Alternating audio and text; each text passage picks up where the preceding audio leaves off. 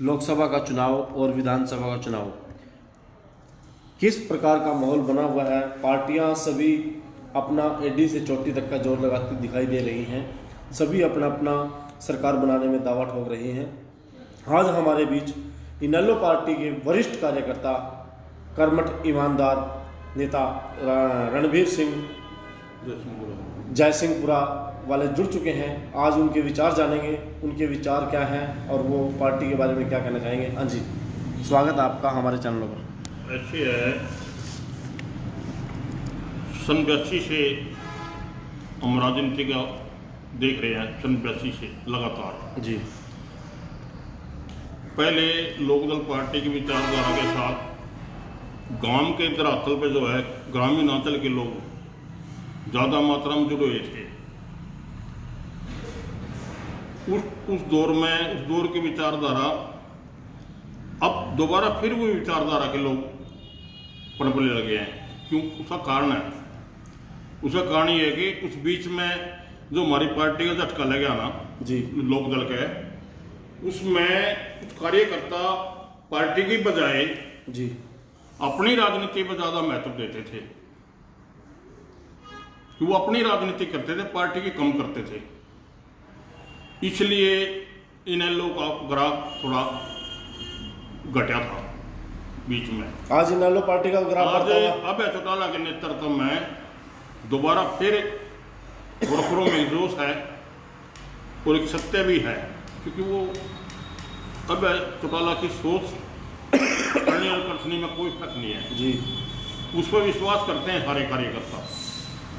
अभय चौटाला पर, अभय चौटाला में दम भी है, पॉलिटिशियन के लायक भी है वो चौटाला साहब के पास। बिल्कुल, जितने जवान हैं, जितने कार्यकर्ता हैं, तकरीबन एक वो बन रही विचारधारा बनते जाने लग रही लगातार। भाई अब हमें दम है पॉलिटिक्स करने का। लोकसभा से भी लोग चुनाव लड़ सकते हैं अभय चौटाला।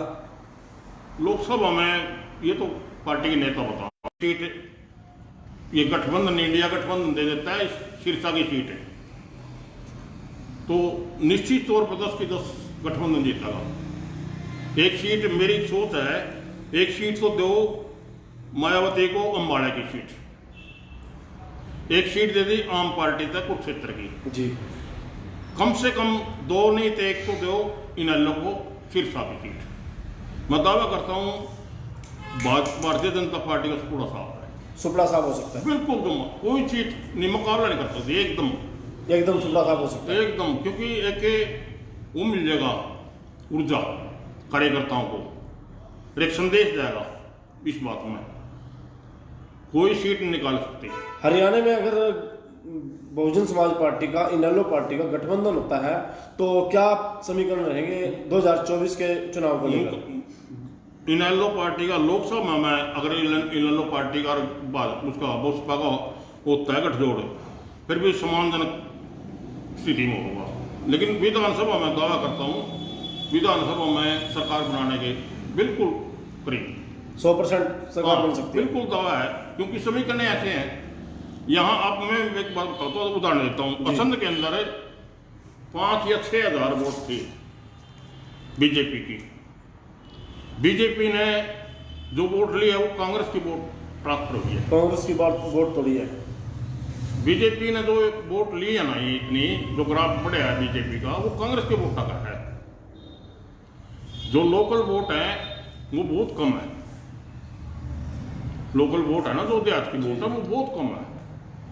आज भी बीजेपी पे सच्चाई ये है कि जाट कम्युनिटी 90% खिलाफ है।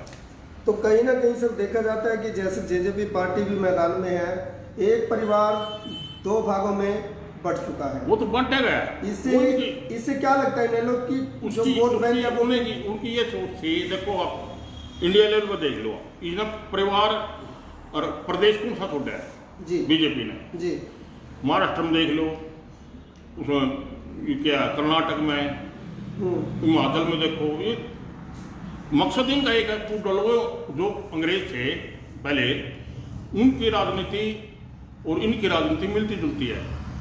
अरे एक दौर भी आ गया जो सन 1975 में दौर था इमरजेंसी का, जी मॉडर्न लॉ इमरजेंसी जो इसमें बोल रहा है आज वो है।